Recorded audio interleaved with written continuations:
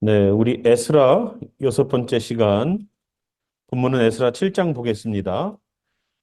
말씀은 7장 10절만 저희들이 읽어보겠습니다. 에스라가 여호와의 율법을 연구하여 준행하며 율례와 규례를 이스라엘에게 가르치기로 결심하였었더라. 아멘. 예, 기도하겠습니다. 주 하나님, 오늘도 하나님께서 이 백성들에게 하실 메시지가 우리들이 깨닫고 배울 수 있는 귀한 메시지로 오늘도 우리에게 허락하여 주심에 감사합니다.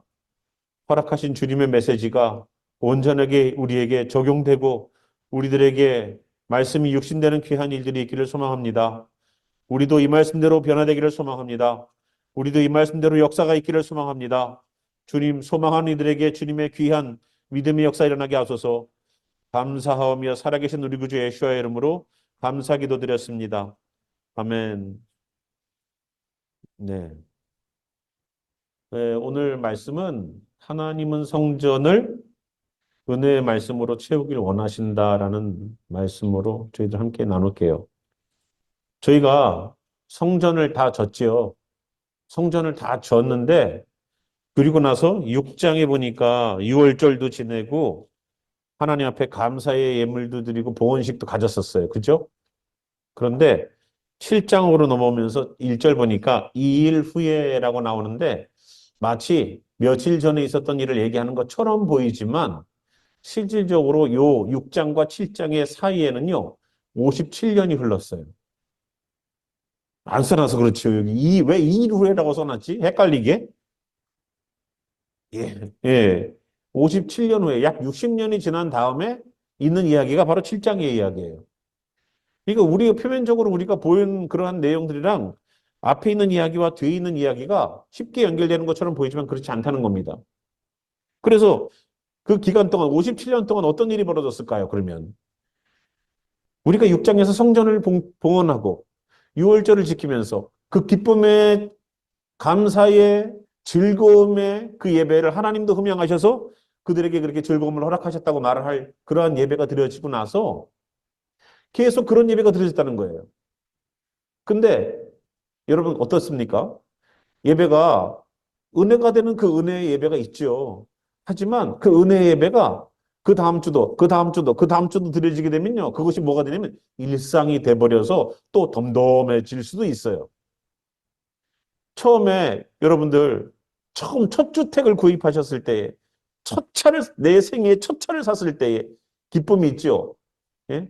뭐 새 차를 사시는 분들도 계시겠지만 보통 중고차로 시작을 하지 않습니까?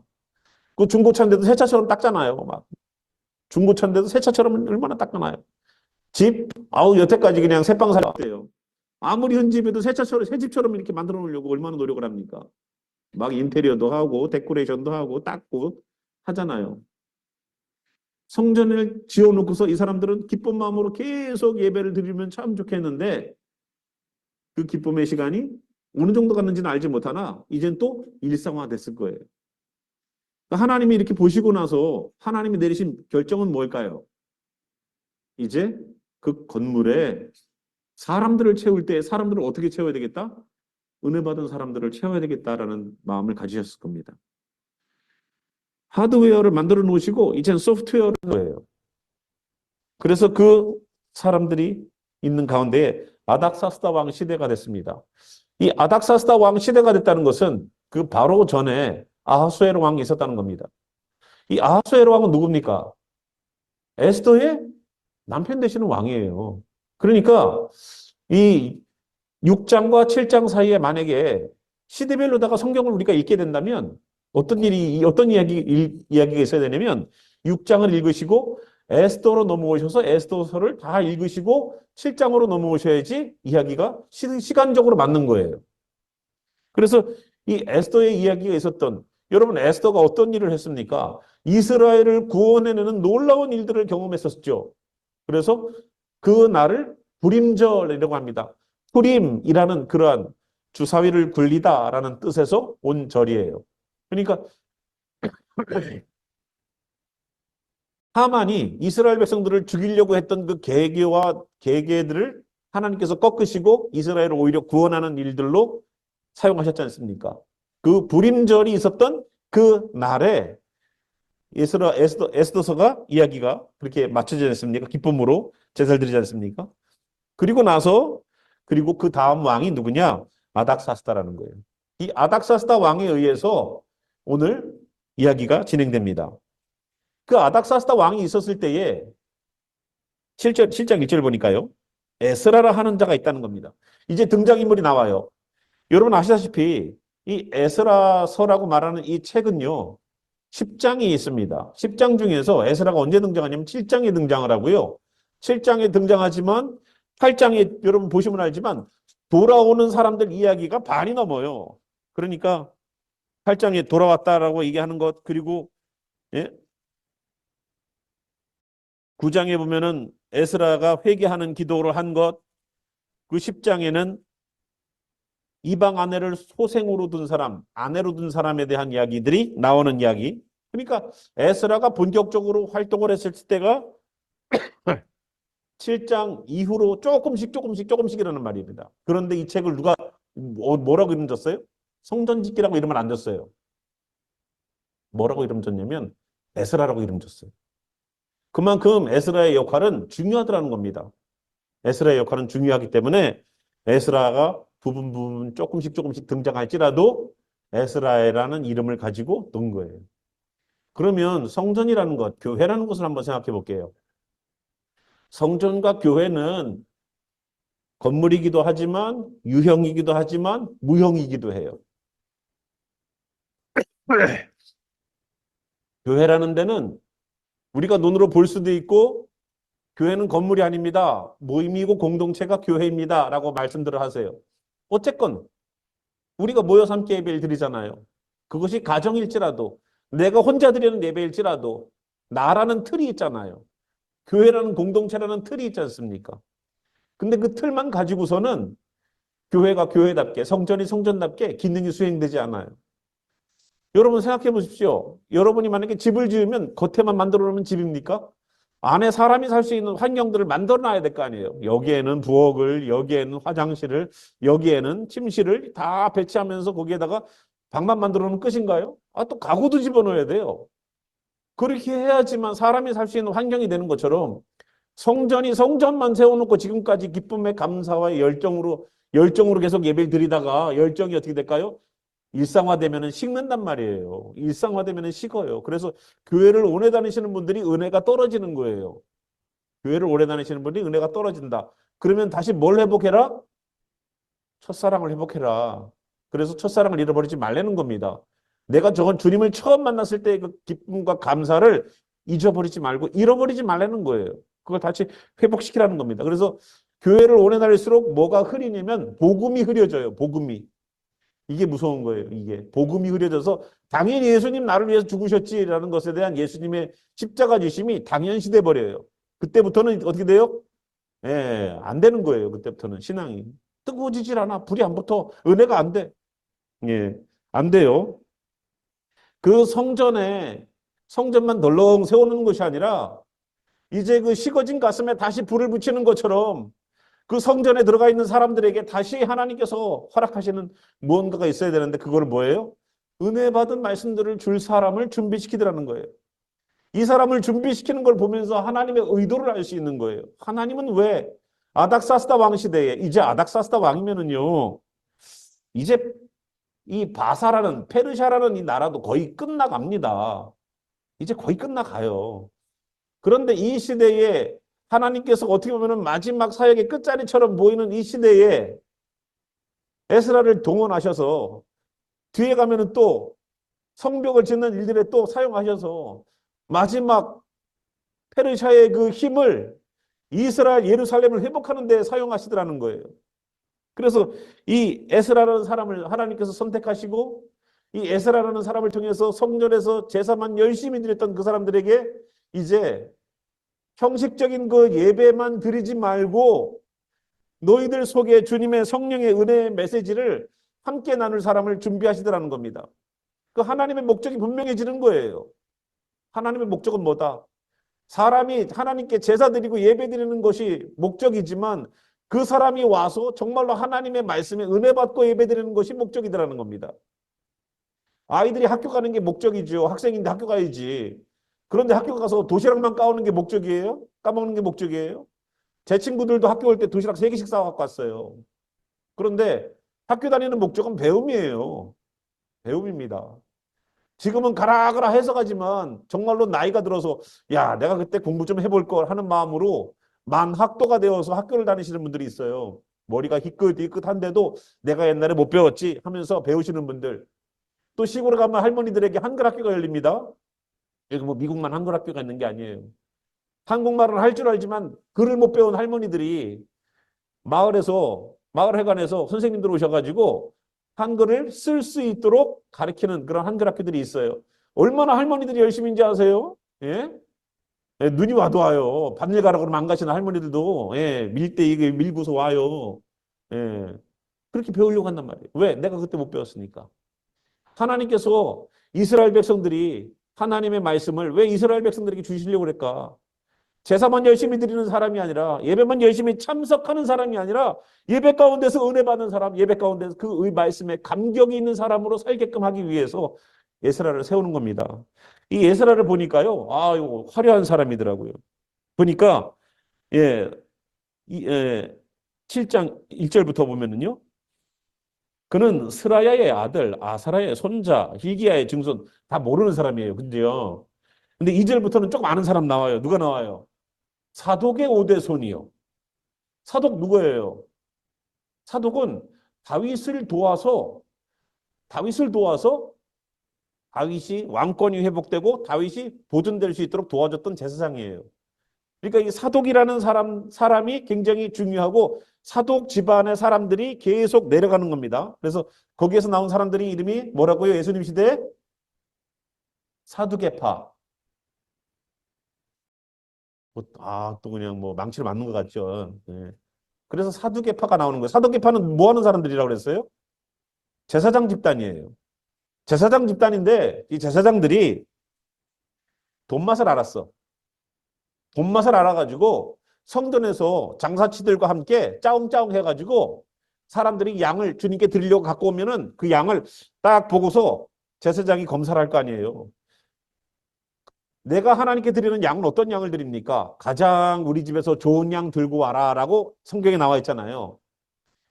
아니 시골에서 그렇게 가지고 와요. 근데 지금처럼 뭐 차에다가 딱 케이지에 넣어가지고 데리고 오는 게 아니라 끌고 와야 될 거 아니에요.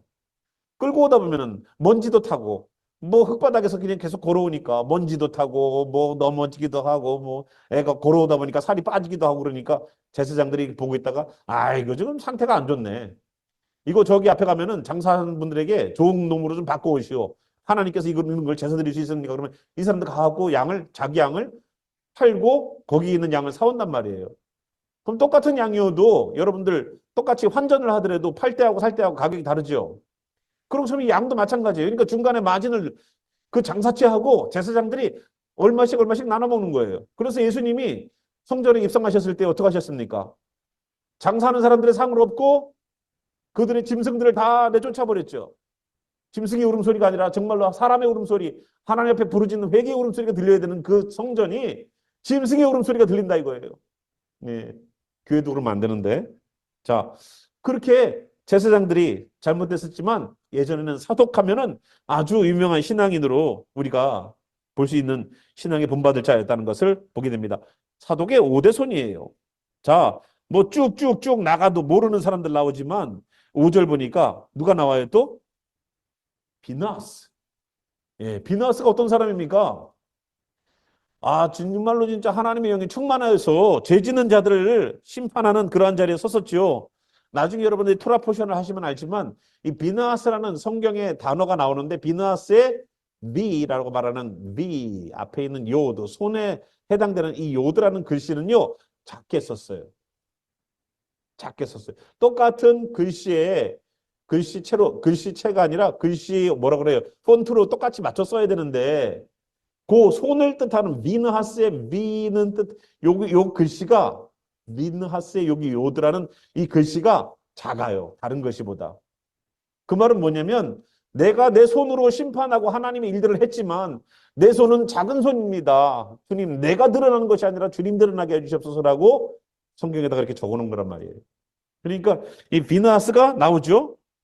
자, 그리고 대제사장의 대제사장 아론의 16대 손이라는 거예요.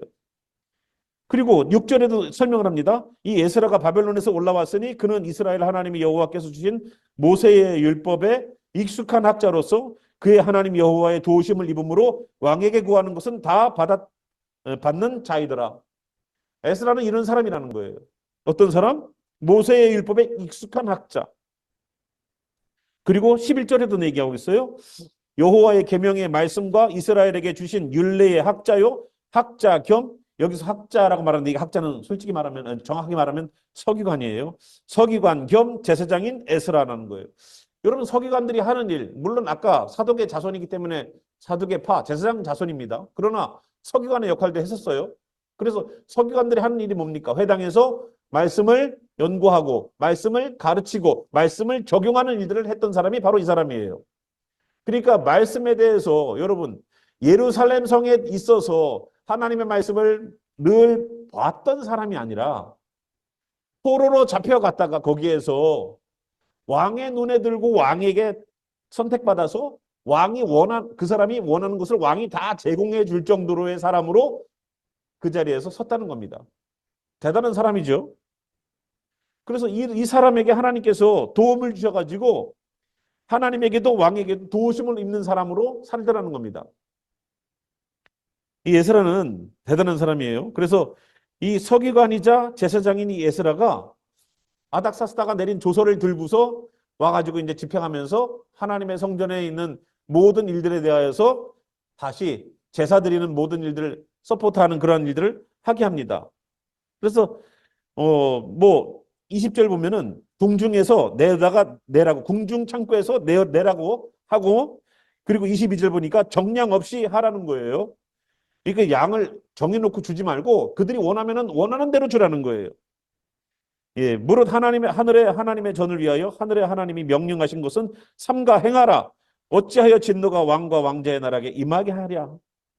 라고 말할 정도로 그 사람들은 그렇게 에스라가 하는 모든 일들을 전폭적으로 도와주더라는 겁니다.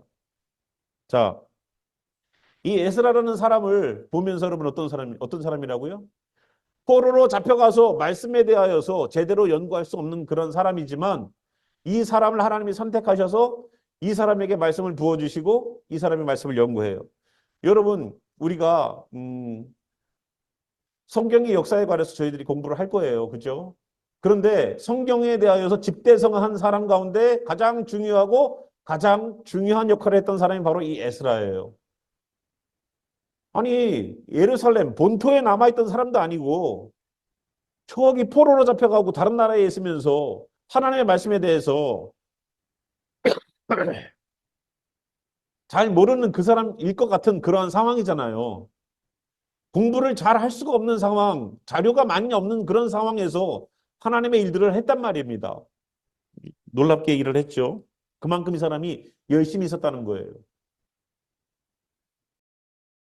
서울의 저 강남에서 아주 그냥 학원 강사들, 그냥 기라성 같은 학원 강사들 밑에서 공부한 애가 있는데 걔보다도 더 강원도 시골에서 책 한 권 들고서 공부했던 애가 공부를 더 잘하면 이상하잖아요. 그죠? 그런 얘기예요, 지금. 그 에스라가 그렇게 연구를 해서 쓰는데, 하나님께 사용되는데, 에스라가 하나님의 도우심을 얻고 왕의 도우심을 얻고 그렇게 세움을 입어서 살아갈 때에 먹었던 마음이 10절에 나와요. 에스라가 여호와의 율법을 연구하여 준행하며 율례와 규례를 이스라엘에게 가르치기로 결심하였었더라 라고 나오죠. 근데 이거를 조금 더 원문에 가깝게 우리가 해석을 해봐야 돼요. 우리 성경에 있는 내용들이랑 조금 다를 수가 있어요. 첫 번째가 뭐냐면 에스라가 다른 건 다 하고요. 결심하였더라라는 본문을 우리가 보면, 그러니까 결국은 에스라가 결심하였더라. 주어와 결말, 예? 주어와 수로가 뭐예요? 주어는 에스라가 뭐 했다? 결심했다는 거예요. 뭐를 하고 나오면은 그 안에 내용이라는 거예요. 뭐를 결심해요? 여호와 율법을 연구하고 준행하며 율례와 규례를 이스라엘에게 가르치기로. 그러니까 에스라가 무엇을 어떻게 하기로 했다? 에스라가 말씀을 가르치고 행하고 가르치기로 결심했다는 거예요. 이해되시죠? 자, 근데 여기에서 중간에 거 싹 빼고서 앞에 있는 주어와 수어만 붙이면은요, 에스라가 결심했다라고 우리가 이해되죠. 영어적인 거죠. 이런 부분들은. 그죠? 자, 그거를 다시 보면은요, 에스라가 마음을 준비하였다라는 뜻이에요. 결심했다가 아니라 준비했다. 우리 성경이 조금 이제 좀 완전히 결심했다는 것은 각오와 결단이잖아요. 근데 준비했다는 거예요. 뭐를 위해서? 뭐를 위해서? 말씀을 하나님께, 여기 보니까 말씀을 연구하여 나와 있지만 연구가 아니라 하나님께 구했다는 거예요. 하나님 말씀 주세요 하고, 하나님 무엇을 가르칠 거예요? 말씀을 주세요 하고 구했다는 거예요. 말씀을 연구했다는 게 아니에요. 구했다는 거예요. 에스라는 자기의 마음을 어떻게 준비했다고요? 하나님, 내 마음 가운데에 우리에게 말씀을 주시옵소서라고 말씀을 구했어요. 두 번째, 준행했다라고 말하는 것처럼 이거는 좀 맞게 해석된 것 같아요. 주님께서 허락하신 이 말씀을 내가 행하겠나이다라는 것이 두 번째 마음이에요. 세 번째 마음은 어떤 분이냐면 이 말씀들을 이제 이스라엘 백성에게도 가르치기를 원합니다라는 마음이 세 번째 마음이에요. 이 마음들을 준비하더라는 겁니다. 저는 이걸 보면서 야, 참 이 사람이 에스라가, 물론 여러분 느헤미야도 이렇게 보시면 알지만 느헤미야에서는 어떻습니까? 느헤미야서에서는요, 사과 개짝 같은 거 하나 들고서 가갖고 사과 개짝 같은 걸 하나 엎어놓고 그 위에 서서 하나님의 두루마리의 말씀들을 읽었어요. 그러니까 막 회개의 역사들이 일어났습니다. 사람들이. 저는 이 에스라가 그냥 제사장이고 뭐 서기관일 뿐만 아니라 현대 목회자들이 보고 배워야 될 가장 어떻게 보면 목회자에 가까운 그러한 모습을 보여준다고 생각을 해요. 그래서 강대상의 처음 시초가 어디냐? 바로 에스라라는 겁니다.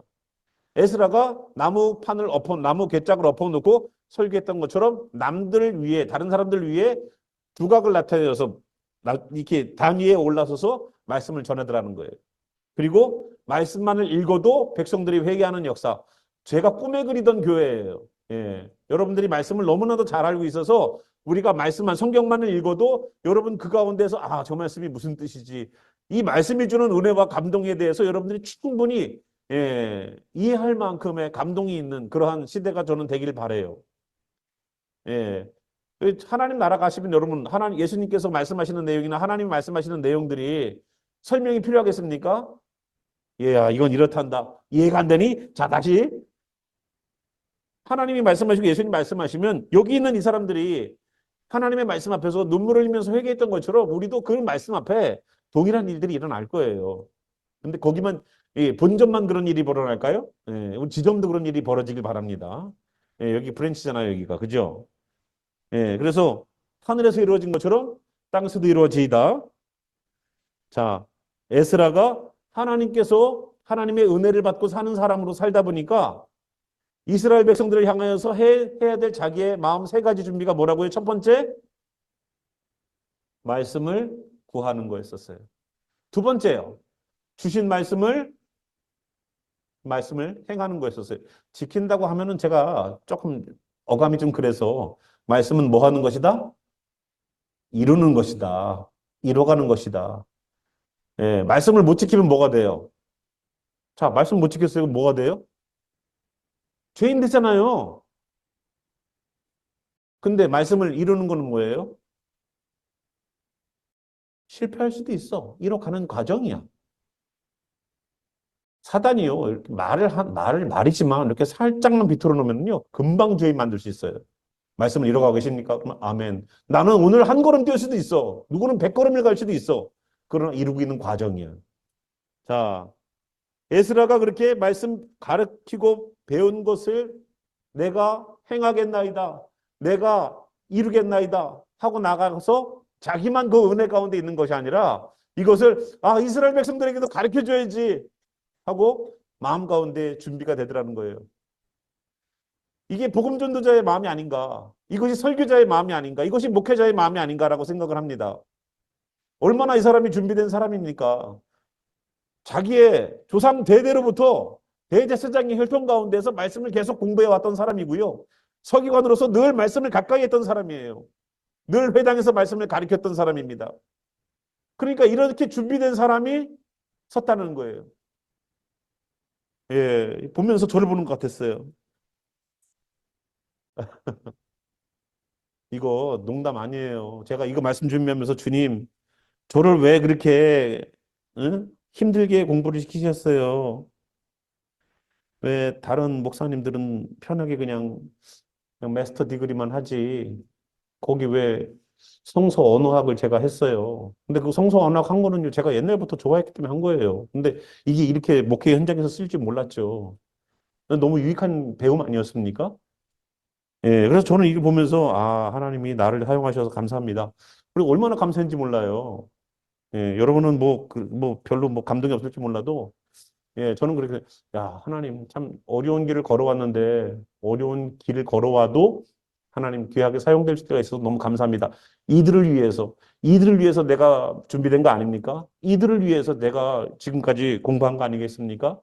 그래서 너무 이 예세라를 보면서 너무 하나님 앞에, 왜냐면 에스라가요, 뒤에 보시면 27절, 28절을 보시면 하나님 앞에 감사하는 얘기를 하거든요.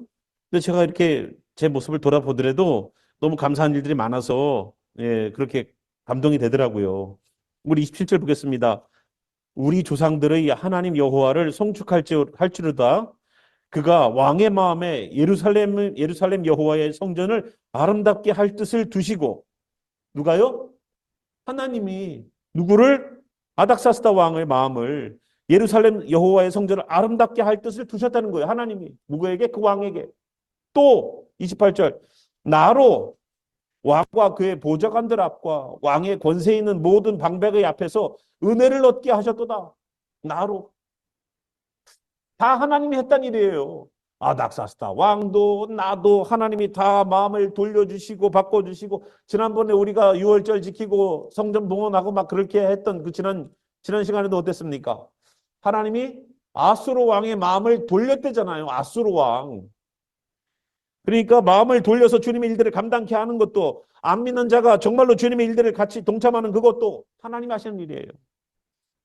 그래서 내 하나님 여호와의 손이 내 위에 있었으므로 내가 힘을 얻어 이스라엘 중에 우두머리들을 모아 나와 함께 올라오게 하였노라.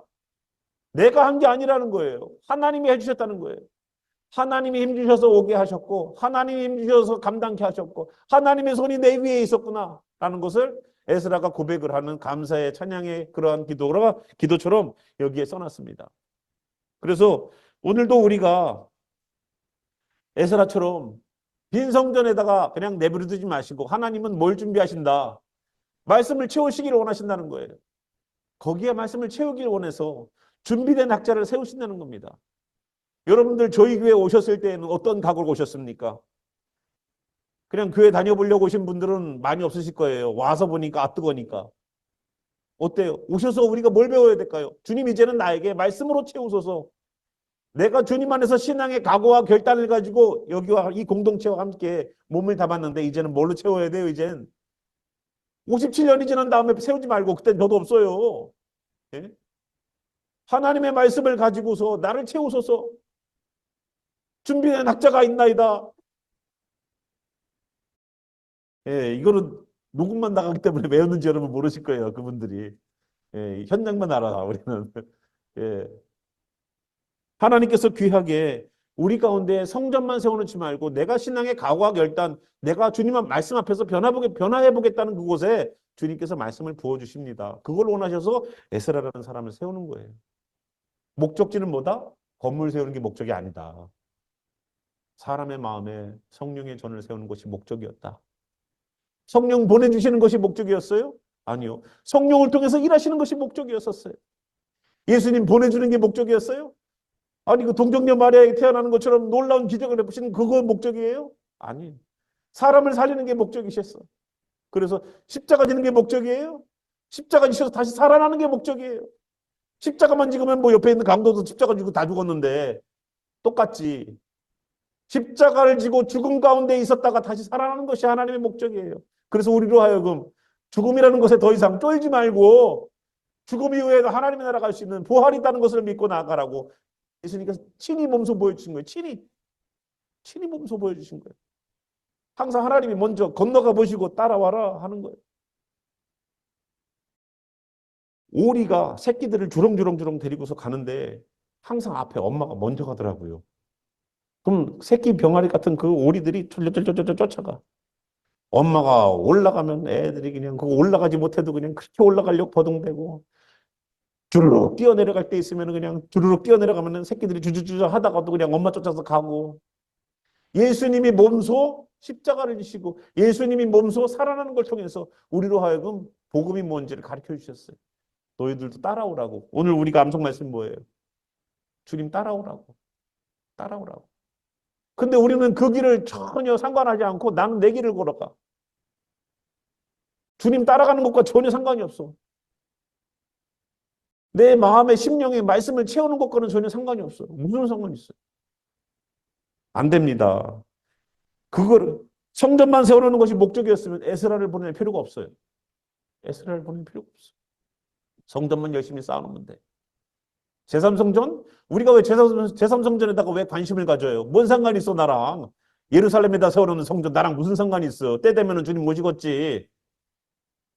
근데 우리가 그 분별해서 성도님들로 하여금 때가 임박했으니 복음 안에서 들어오시오 라는 경각심이 있는 말씀들을 나누기 위해서 하는 거 아니에요.